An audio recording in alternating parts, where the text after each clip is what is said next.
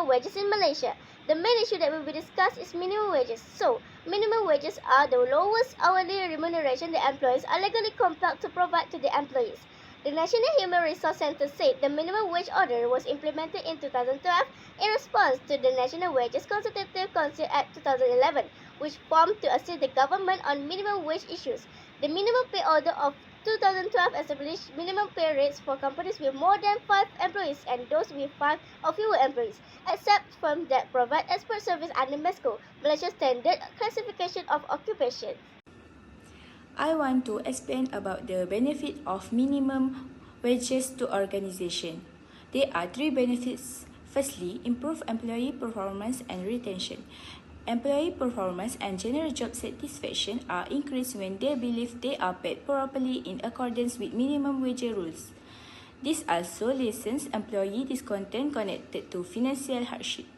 In addition, businesses can attract and retain talented employees, reducing turnover costs and maintaining a stable workforce, so that a contented employee is more likely to stick with the company and contribute more. Secondly, enhance reputation of the company. Paying fair salaries allows company to project a positive image of themselves as mindful of society employers, which may attract investor, clients, and future workers. However, can promote an environment of justice and openness, strengthening team dynamics and also enhancing organizational effectiveness. Thirdly, increase employee loyalty. Employee loyalty to the company tends to grow when they believe they are treated properly by their employer. Longer job tenure result in lower rehiring and retraining expenditure of the company. It is anticipated that raising the minimum wage will raise low-paid employees' standard of living. There are nevertheless arguments in favor of and against minimum wage legislation. A large number of businesses, primarily small and medium-sized enterprises, have expressed disagreement with the minimum wage order's implementation. They claim that because the minimum wage will increase labor costs, it will affect the performance of their company. Therefore, the majority of businesses believe that raising the minimum wage will result in higher labor expenses and worse business profitability. Conversely, the argument against the policy says that the minimum wage significantly reduces poverty because of high rates of inflation and unemployment. Short-term effects of the minimum wage may include changes in employment and work hours, disparities in earnings and wages, reservation wages, and job satisfaction. Therefore, in this video, we would like to discuss the impact of minimum wages to the employees and organization and the potential solution to this issue.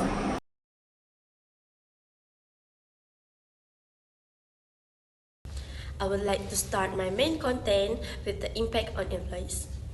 The first one is the financial strain. When wages stay low, employees often face difficulty covering essential costs like rent, food, transportation, and healthcare. This constant financial pressure can lead to increased debt, reliance on credit, or government aid. Over time, the inability to meet basic needs impacts their overall well-being, creating stress and limiting their ability to save for the future or invest in personal growth. Next is low morale and job dissatisfaction. When employees see little or no improvement in their wages despite increasing workloads or rising living costs, it can lead to frustration and feelings of being undervalued. This sense of dissatisfaction lowers morale and reduces motivation, causing employees to become disengaged at work. Over time, this can affect their productivity and may increase turnover as they look for jobs that offer better compensation and appreciation. Next point is solution for employees. So the first one is the upskilling and training. To overcome the limitation of low wages, employees can be encouraged to improve their skills through training and development programs. Learning new skills, gaining certifications, or improving their expertise in a particular field can enhance their career prospects. This not only increases their chances of moving into higher paying roles, but also makes them more competitive in the job market, offering long-term financial benefit. Second is personal budgeting and financial planning. Offering employees financial literacy training can be a practical way to help them manage the impact of stagnant wages. By learning how to budget, save, and prioritize spending, employees can make the most of their income.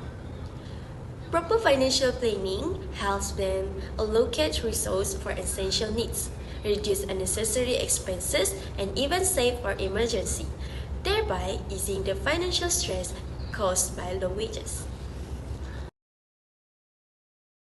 Two impact negative that I can describe of minimum wages to the organizations are: first, reduce employee morale and productivity. When employees perceive that their pay is inadequate, their motivation and output may decline. Workers may feel less motivated to work hard, which could result in inefficiencies and poor outputs. Workers who depart for higher paying positions may also have high turnover rates, which raises the organization's expenses associated with acquiring and training new employees.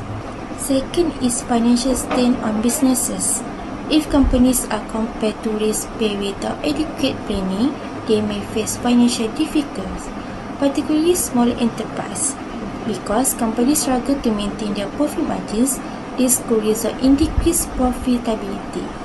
In some circumstances, it may lead to shorter net workday or maybe layoff as businesses try to save money, especially for low-wage positions. I will continue this presentation with what solution organizations can make to deal with this minimum wage issue. Firstly, organizations can link wages to productivity. A strategy for resolving the minimum wage issue is to match compensation increases with advances in productivity.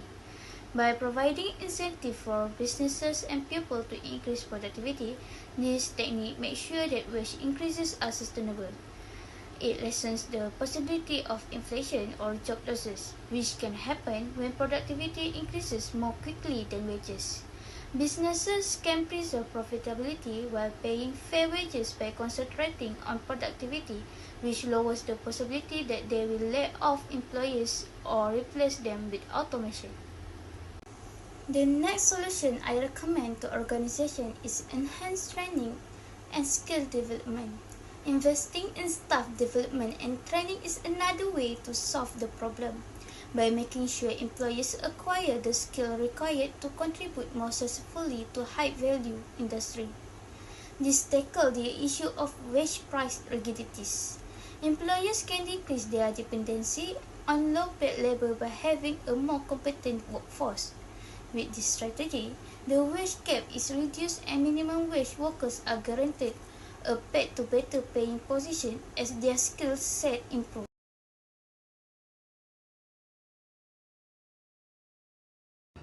In conclusion, the issue surrounding minimum wages in Malaysia is complex and continuous, encompassing the interests of employers as well as the requirement of employees. On the one hand, minimum wages legislation has brought about important advantages like better employee performance and retention, more employees' loyalty, and improved firm reputation.